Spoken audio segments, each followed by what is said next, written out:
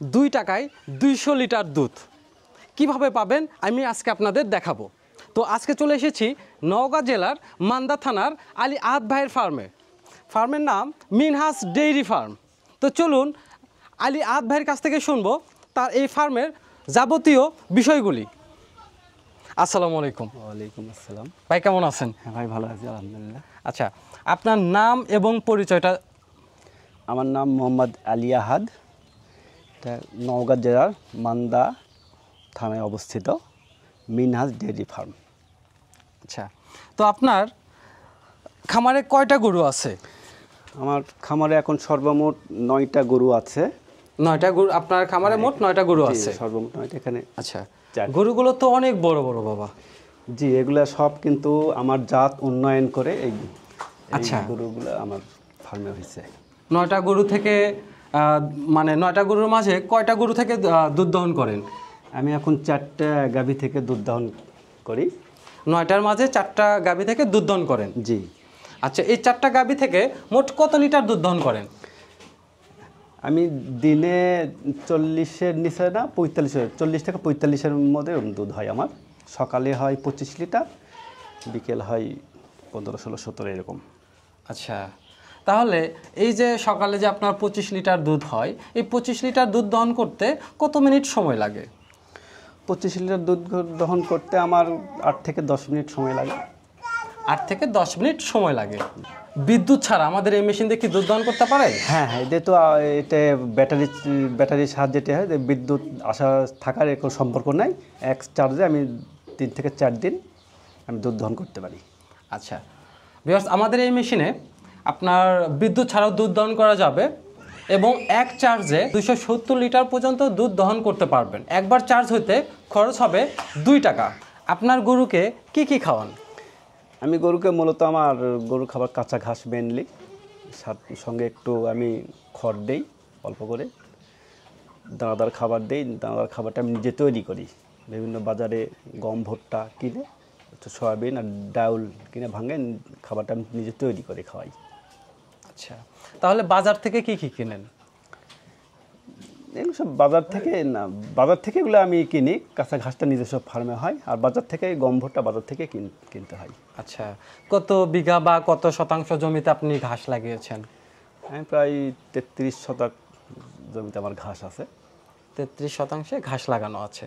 আচ্ছা, ঘাস কি বাড়ি থেকে কিনতে হয় কখনো? না না না, এটা আমার পর্যাপ্ত পরিমাণ ঘাস হয়। আমার এই ঘাসে আমার কভার হয়ে যায়। আচ্ছা, তো এখানে মুরগি দেখতে পাচ্ছি, এগুলো কি মুরগি? ব্রয়লার? জি, এগুলো ব্রয়লার মুরগিতে, এগুলো বাড়িতে না কিনে বাড়িতে চাষ করে খেলে সেই মুরগি খাইতে ভালো লাগে। আপনার মনে করেন যে আমরা ফিট খাওয়াই নাই, স্বাদ ভালো এবং রোগ বালাই কম, খাওয়ার ধরেই মুরগিগুলো শখ করে পোষা হয়েছে। নিচের এগুলো কি মুরগি? এগুলো কি ব্রয়লার? এগুলো ব্রয়লার না, ব্রয়লার বলেই নিছিলাম কিন্তু ব্রয়লার হয়নি। এগুলো অন্য কি জাতের মুরগি, এটা ব্রয়লার নয়। এগুলোর জন্য কি বাইরে থেকে খাবার কিনতে হয়? না না না, বাড়িতে যে খাবারগুলো এগুলো আমরা খাই। বাড়িতে যে আপনার হলো যে চাল, গম বা ভুট্টা এগুলো খাইতে দেন? হ্যাঁ হ্যাঁ, এগুলাই। আচ্ছা, এটা হলো আপনার ঘাস কাটার মেশিন? জি, এটা ঘাস কাটার মেশিন। আচ্ছা, এখানে হলো ঘাস কাটেন না? জি। কিন্তু এটাতে তো রিস্ক থেকে যায় এক প্রকার। না, এটাতে রিস্ক নাই। কারণ এই যে এটা যে খোলা, আপনার হলো এখানে হঠাৎ যদি এদিকে আসেন বা হাত যদি এখানে যায় তাহলে না, কিচ্ছু হবে না, কিচ্ছু হবে না। এখান থেকে আপনি অভ্যাস হয়ে গেছে না? জি, এইখান থেকে আপনি ঘাস দেবেন, ওই পারে ঘাস সব হয়ে যাবে। এবং এটা না থাকলে তো গরু পালার সম্ভব হতো না, মেশিন না থাকলে। কারণ পার ডে আমার প্রায় 200 কেজি ঘাস এখানে কাটতে হয়। এটা তো মেশিন ছাড়া সম্ভব না। তো আপনার এখানে কিছু গরুর বাট দেখতে পাচ্ছি অনেক লম্বা, আবার মোটা, আবার কিছু গরুর বাট দেখতে পাচ্ছি একটু ছোট আবার চিকন। এই ক্ষেত্রে আমাদের এই মেশিন দিয়ে ব্যবহারের সময় কোনো সমস্যা হয় কি?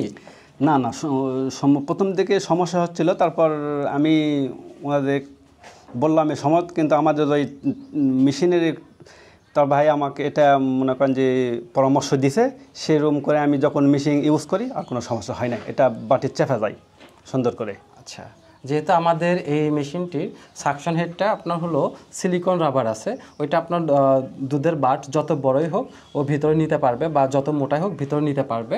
আবার যদি চিকনো হয় সেক্ষেত্রে ওলানের সঙ্গে এভাবে লেগে থাকবে। হ্যাঁ, এটাই আমি আপনাকে বলে দিয়েছি। এখানে কোনো সমস্যা হয় না, এখানে বাট যতই ছোট হোক এই মেশিনে কোনো সমস্যা নাই। আচ্ছা, দুধ কি আপনি দহন করেন?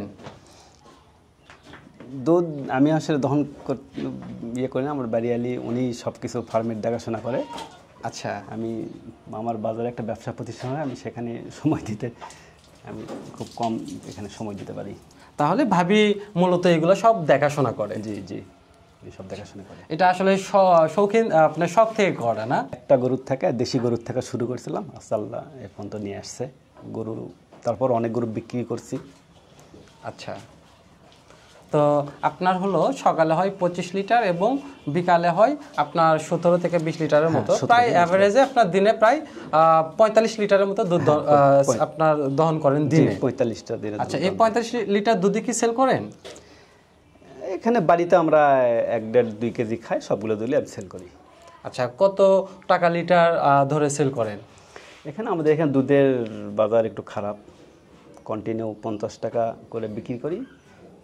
আর বাড়ি থেকে কিছু দুধ 80 টাকা করে বিক্রি হয়, সেটা পর্যাপ্ত পরিমাণে অল্প, পার ডে 2-1 কেজি করে বা 2-3 কেজি করে এরকম। আর তাহলে বলা যায় অ্যাভারেজে আপনি ডেইলি 50 টাকা লিটার ধরে বিক্রি করেন। জি জি জি। অন্য অন্য খামারি ভাইদের উদ্দেশ্যে আপনার কোনো মন্তব্য আছে কি? হ্যাঁ, আমরা যখন খামার করে একটা বিষয় আমরা সফলতা পাচ্ছি, তো অন্য অন্য খামারি এটা জানানো দরকার যে মেশিন দিয়ে দুধ দহন করলে পরিশ্রম অনেক কম হয়, সময় অনেক কম লাগে। তারপরে আপনার দুধে হাত দিয়ে দহন করলে ময়লা টয়লা ওগুলো পড়ে, কিন্তু আসলে মেশিনে তো এরকম কোনো সুযোগ নাই, দুধ একবার পাত্রে চলে যায়। এজন্যে পরিশ্রম এবং সময়, বা এটা কারেন্ট না থাকলেও যেহেতু চালানো যায়, যে কোনো সময় এখান থেকে দহন করা যায়। খামারের উদ্দেশ্যে আমি বলতে চাই যে সময় এবং পরিশ্রম দুটা বাঁচানোর জন্য আসলে মেশিন ব্যবহার করা দরকার। এতে আগ্রহ বা উৎফুল্লভাবে আনন্দের সঙ্গে গরু পালন করা যাবে। অনেক সময় দুধ দহনের কষ্টেই তো মনে করেন গাভী রাখবো না, গাভী বিক্রি করে দেবো, দুধ দহন অনেক কষ্ট।